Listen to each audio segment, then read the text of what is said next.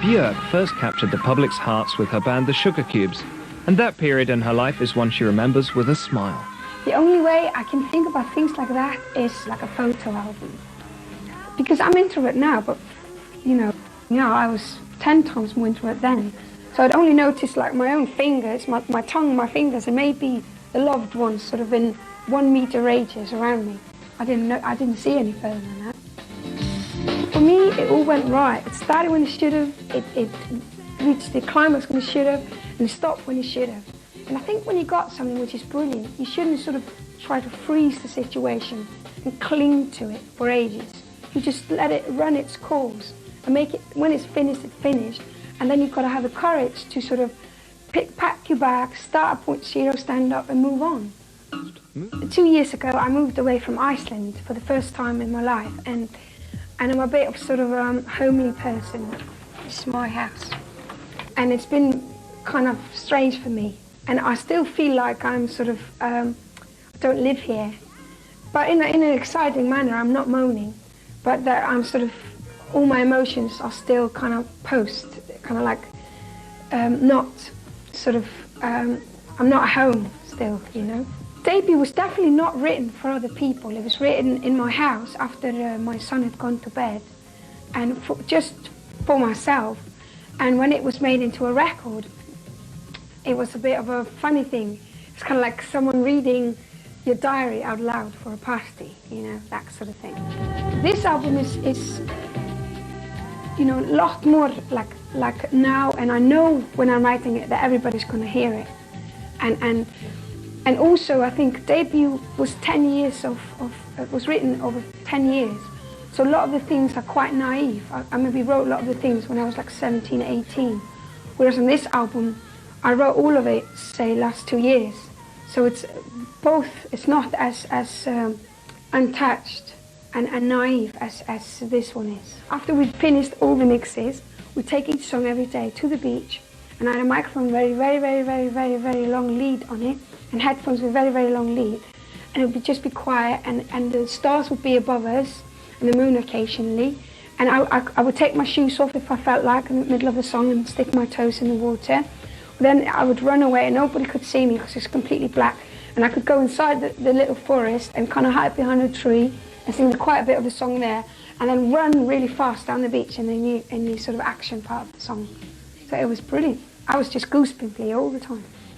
Army for me is about a friend of mine who was for a very long time in a way in a coma, not literally, but he would live his life every day and kind of not be alive. And it used to be very frustrating for me. And I used to shake him and try to wake him up and get him to do things, but he wouldn't. So that's a song about, if you complain once more, you'll meet an army of me. Basically me driving this gigantic truck, and then it breaks down, and then I have to get a new tooth for it because you can't drive it without a tooth. So I go to the dentist, and the dentist, gorilla dentist, finds a diamond in my mouth, and I don't know I've got a diamond, you see, so he tried to nick it.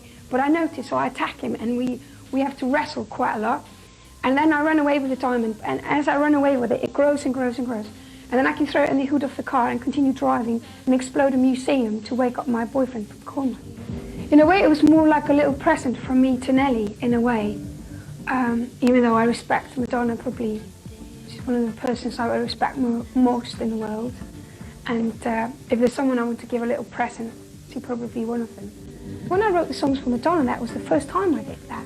Especially to write a lyric that you really want, you look at that person, you really want the person to say something. And you really know what you want that person to say. And then you write a lyric like that to a person. And I would love to do that. Maybe when I get old and fat and that, when I'm sort of 40 or 50 or something, or even sooner, you know, you never know. I'll be writing songs for people. I've been singing live for a very long time, since I was 11, on stage for people.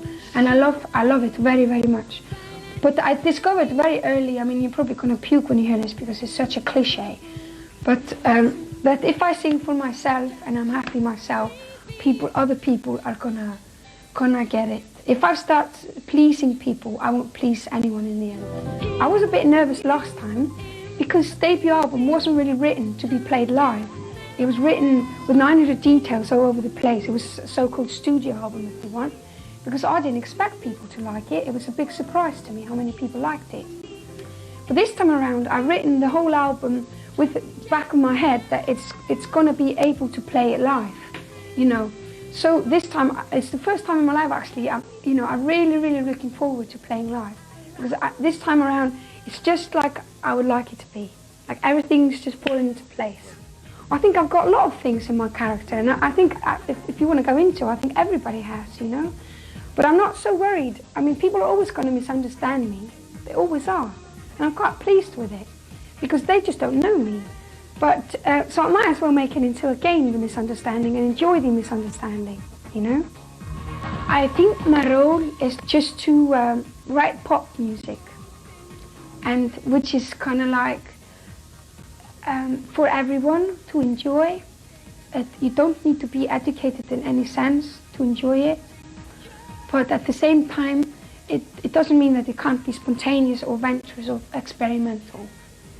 And that's my little role.